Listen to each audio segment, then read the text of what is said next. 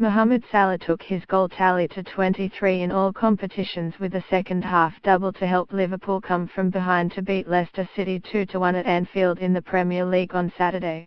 Chelsea had no such struggles at home to Stoke City, with Mark Hughes' men thrashed 5-0 at Stamford Bridge, as the league's most porous defence called to cope with their rampant hosts.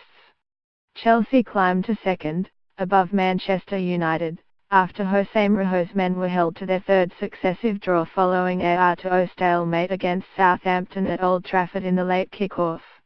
Romelu Lukaku was carried off on a stretcher in the first half and United looked toothless in attack in the Belgium international's absence, mustering just 3 shots on target. A win for neighbours Manchester City at Crystal Palace on Sunday will see Pep Guardiola's men move 16 points clear at the top of the standings and 17 ahead of United. One of the performances of the day came at Vicarage Road where Swansea City netted 2 late goals to come from behind to beat Watford and climb off the bottom of the table, as Carlos Carvalhal's tenure got off to a winning start. However, the spotlight once again was on Liverpool striker Salah, who continues to look unstoppable in front of goal. Jamie Vardy once again scored against a Big Six side after being picked out by Riyad Mahrez in the first half at Anfield, and Leicester held on until Salah took centre stage.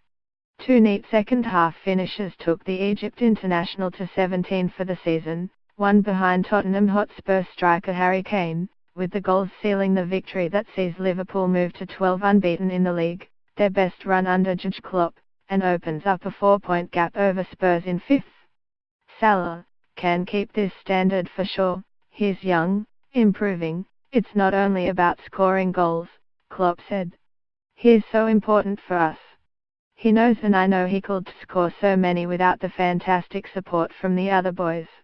I think he can keep the standard. 4 points ahead of Liverpool, Chelsea was out of sight after 23 minutes against Stoke with goals from Antonio Rudiger, Danny Drinkwater and Pedro putting the champions in command. Willi's second-half penalty and a Davide Zappacosta goal put the seal on a 4th win in 5 league games for Antonio Conte's men. We know we must continue to work and improve, and prepare for a very difficult game against Arsenal, said Conte, whose second-place side is now 13 points behind Manchester City.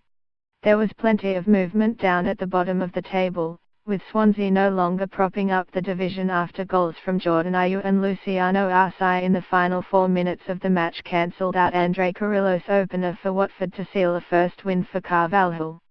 Bournemouth was also a big mover, as 2 goals from Ryan Fraser ensured Eddie Howe's men climbed out of the bottom 3 and up to 13th after a 2-1 victory over Everton, with Sam Allardyce tasting defeat for the first time as Everton manager.